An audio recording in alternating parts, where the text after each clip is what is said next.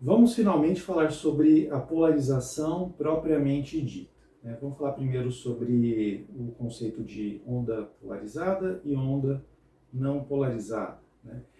Ah, vamos pegar com exemplos, né? Imagina uma torre, né? Uma antena de rádio, de celular, né? Essas torres que tem por aí para distribuir tanto sinal de rádio, né? Rádio de música, como TV, né? E torres de celular.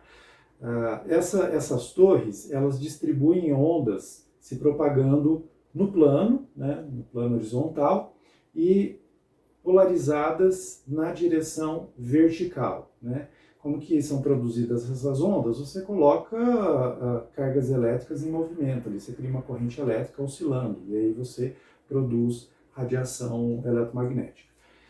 A gente diz que as ondas de rádio de celular são linearmente polarizadas, porque elas têm uma polarização bem definida, ou seja, essa radiação tem um campo elétrico oscilando sempre na mesma direção, né? Você não vai ter em várias direções, né? Agora, o que significa dizer que é não polarizada, que é o exemplo da lâmpada? Significa dizer que você não tem uma polarização preferencial, você tem vários raios de luz ou feixes de luz, cada um deles com uma polarização diferente, ou seja, o campo elétrico está oscilando numa direção diferente, de forma que você tem uma combinação aleatória bem grande de direções do campo elétrico. Não tem uma polarização única, né? Então a gente diz nesse caso que é não polarizado, né?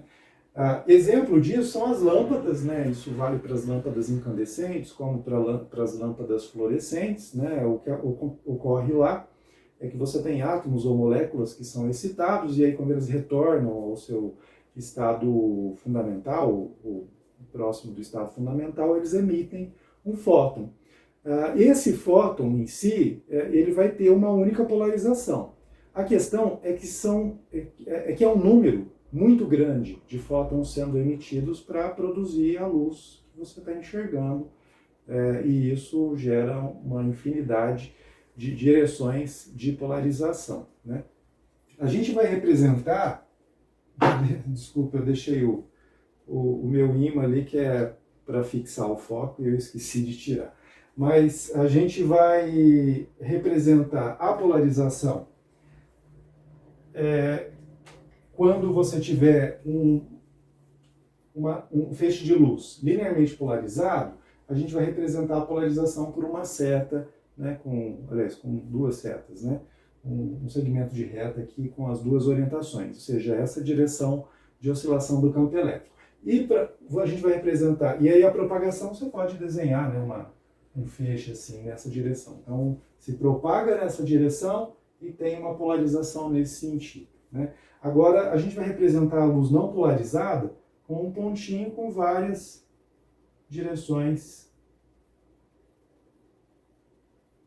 de polarização, ou seja, representando que você tem uma infinidade de polarização, né? E aí o raio de luz, por exemplo, se movendo nesse sentido. O que é um polarizador? Então, um polarizador é um objeto, um material que vai filtrar a luz polarizada em uma dada direção. Então, você vai ter, por exemplo, você tem um feixe de luz produzido por uma lâmpada que é não polarizada, não tem uma polarização preferencial, e você vai passar esse feixe de luz por esse objeto, né, ou esse material que tem essa propriedade, e ele vai filtrar uma determinada direção de polarização. Então, essa direção vai passar e nenhuma outra mais vai passar. Como exemplo mais simples, você poderia pensar numa onda eletromagnética na faixa do micro-ondas, com comprimento de onda aí da ordem de centímetro, e aí você faz passar esse micro-ondas não polarizado por uma grade de metal, né? Por exemplo, uma grade como essa aqui. Eu peguei ele do meu forno, né? E eu passei essas fitas para indicar o seguinte, né? Imagina que você tem uma grade, né? E a parte metálica você vai ter a parte metálica apenas numa direção, né? E aí imagina que, claro que para formar essa estrutura de grade, você precisa ter um outro material aqui segurando, né? No caso, a minha grade ela é toda de metal, né? Não funcionaria, mas imagina que que fosse alguma coisa de plástico, por exemplo, um isolante, que não fosse um metal. O que vai acontecer é que quando a luz polarizada, então ela atinge essa não polarizada, né, atinge essa grade, você vai ter os elétrons, lembrando que eu estou falando aqui da faixa de micro-ondas, né, com comprimento de onda da ordem dessa distância aqui entre as próprias grades. O que vai acontecer é que essa onda eletromagnética vai fazer os elétrons da grade em si oscilarem. E a energia que vai ser, que essa onda carrega, vai ser absorvida por esses elétrons nessa oscilação e não vai passar para frente. E aí o que você vai ter é uma onda, o que vai sobrar, ou seja, tudo que tiver na direção da grade de metal vai ser absorvido por ela, ou quase tudo, pelo menos, né? E aí você vai ter, então, a luz passando por ela, só que numa direção de polarização perpendicular, ou seja, a parte paralela à grade é absorvida e a parte que é perpendicular, ela passa como se a grade fosse transparente. É como se você dissesse o seguinte, o polarizador, nesse exemplo aqui, ele é opaco para uma direção de polarização, mas é transparente para uma outra direção de polarização. Ele deixa passar, né, ou não deixa passar, dependendo da direção de polarização. Um polarizador ou um filtro polarizador, idealmente, né, vamos pensar no conceito ideal, né, é um material ou um objeto, né, que deixa passar 100% da luz polarizada em uma dada direção e 0%, ou seja, ele bloqueia, ele é opaco para luz polarizada numa direção perpendicular a essa primeira direção, né? Isso é uma propriedade também chamada de dicroísmo, né? Os materiais que são filtros polarizadores, né, eles são materiais feitos com moléculas que é como se formassem aquelas grades, né, como eu mostrei no exemplo anterior. Só que no exemplo anterior a gente estava falando de ondas eletromagnéticas de comprimento de onda da ordem de centímetros. Quando a gente está falando de luz, né, a luz visível, né, aí você tem um comprimento de onda infinitamente menor, né, nanômetro, né, e aí você, como que esse bloqueio funciona, né? Você pode entender que esse material tem uma estrutura molecular, né, que forma uma espécie de grades que, quando recebe a luz e interage com ela, absorve a luz que está polarizada na direção das cadeias, né, que são aquelas grades, né, moleculares, no caso, né. Bom, funciona mais ou menos assim, né, um esquema bem simples para entender. Imagina que você tem um polarizador, um filtro polarizador, né, e aí você incide luz não polarizada, né, nesse polarizador. Essa luz vai chegar aqui e aí as componentes da polarização que não estão numa certa direção, que a gente vai chamar de eixo de polarização,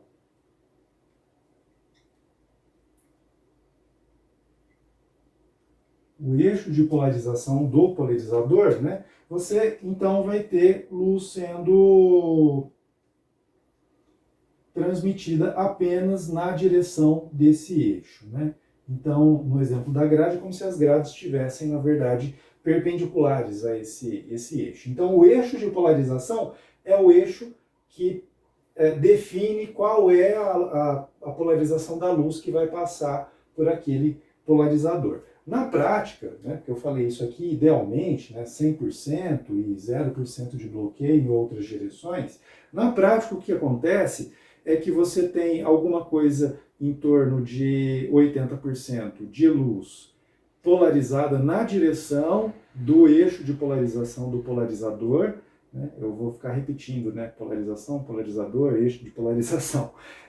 Mas em torno de 80% então é transmitido na direção desse eixo e em torno de 1% ainda assim é transmitido na direção perpendicular ao eixo de polarização, né? Quando eu falo isso na prática, né, eu estou dizendo assim, sobre, por exemplo, lentes, né, de óculos que tem esse dicroísmo, né, ou a lente polaroide, né, ou aquelas lentes que são usadas em câmeras fotográficas mais profissionais, né, porque aí você ajusta a polarização para tirar o efeito de alguma luz que está atrapalhando, algum reflexo, alguma coisa desse tipo.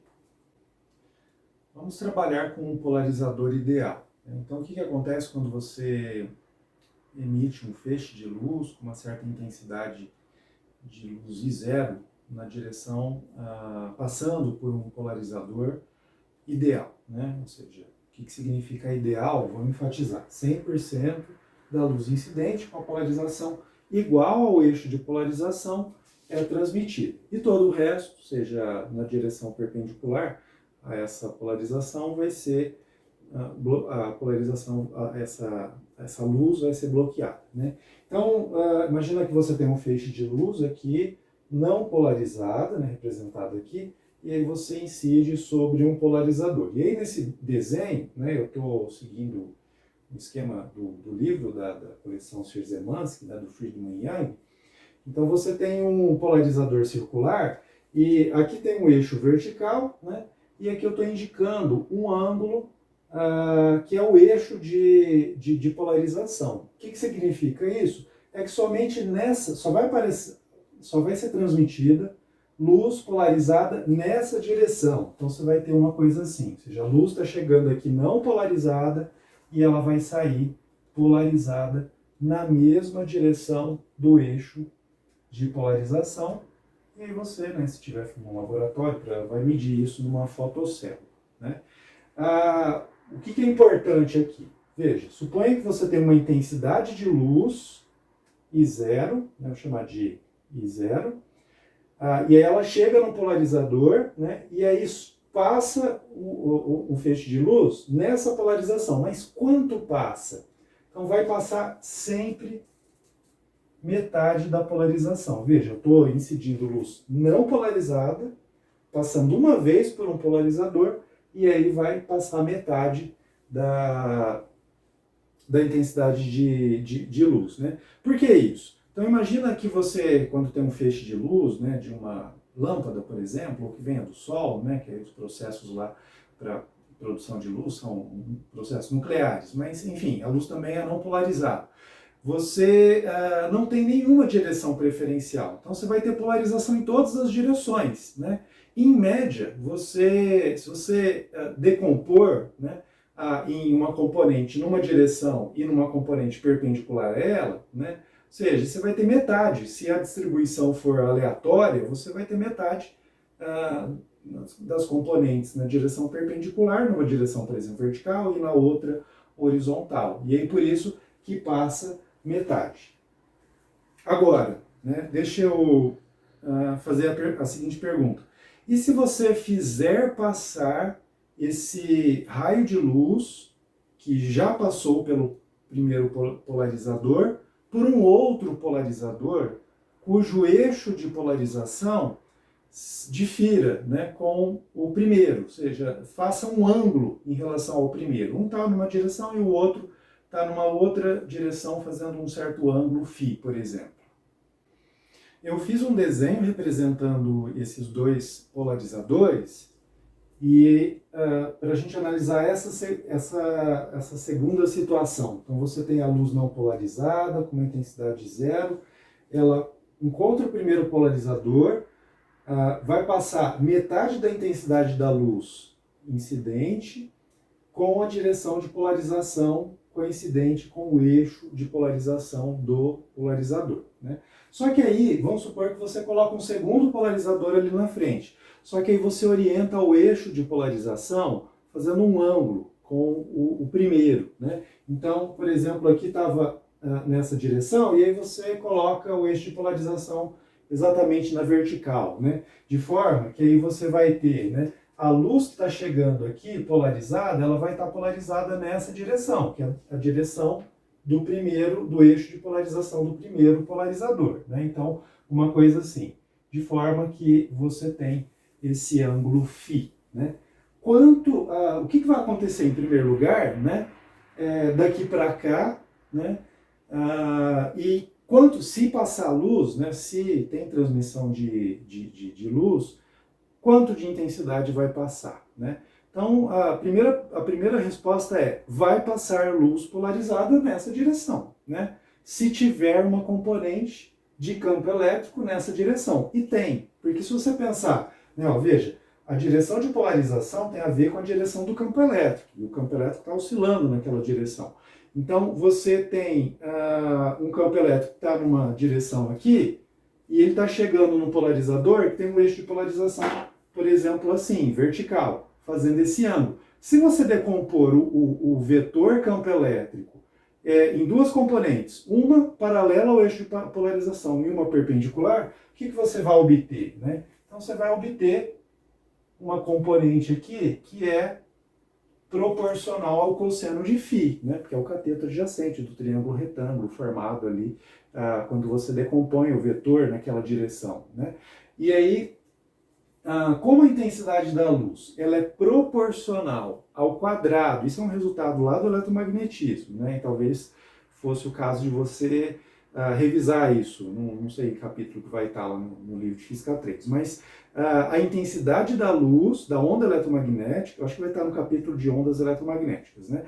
Então, a intensidade da onda eletromagnética ela é proporcional ao quadrado do campo elétrico. E aí, como o campo elétrico a fração que vai passar pelo segundo polarizador é proporcional ao cosseno de φ, então você vai ter a mesma coisa acontecendo aqui. Ou seja, você vai ter aquela intensidade máxima, aquela intensidade que você tinha da luz, nesse caso de 0/2, né?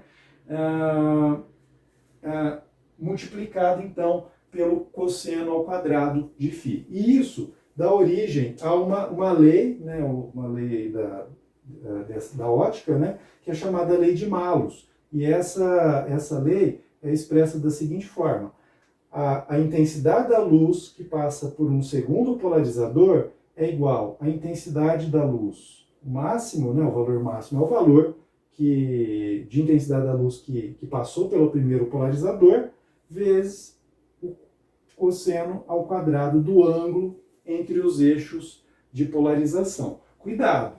Essa lei aqui, ela só vale quando você está analisando a luz que está chegando por um polarizador vinda polarizada de um primeiro polarizador, né? Quer dizer, se é um primeiro, pode ter vários, né? Mas tem que ter vindo essa luz tem que ter vindo polarizada já. Você não pode querer expressar essa equação, né, considerando que a luz está vindo não polarizada, tá bom?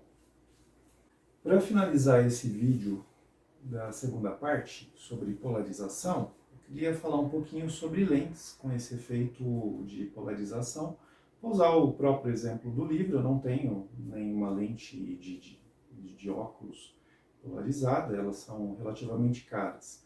Bom, mas nesse exemplo, e como eu acho mais difícil fazer um desenho, eu vou mostrar aqui do lado, né, o desenho do livro.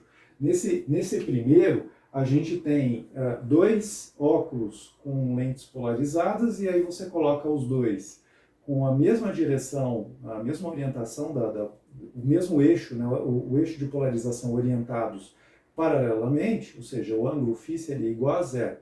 E aí, idealmente, você teria que a luz que vem, né, passa por uma lente, ela vai ser polarizada, e aí toda essa luz polarizada, que passou pela primeira lente, né, ou seja, não polarizada, ficou polarizada e vai passar pela segunda lente, seria transmitida, né, 100%. Né? Mas aí na prática, como eu disse, é alguma coisa em torno de 80%. Mas você consegue ver, né, nesse esquema a imagem por trás das duas lentes, um pouquinho escurecida na região que tem a coincidência das duas lentes. Né? Agora, nesse outro exemplo, a gente tem as lentes colocadas de forma perpendicular, e aí o que vai acontecer é que você tem a luz, a imagem que está, ou seja, a luz que está vindo, né, que vai formar a imagem, de trás de uma lente, ela é polarizada, e aí como a segunda lente está com eixo de polarização com ângulo de 90 graus, não tem uma componente na direção desse novo eixo de polarização. Então não passa a luz. E aí você não vai enxergar nada por trás da lente, né? É isso.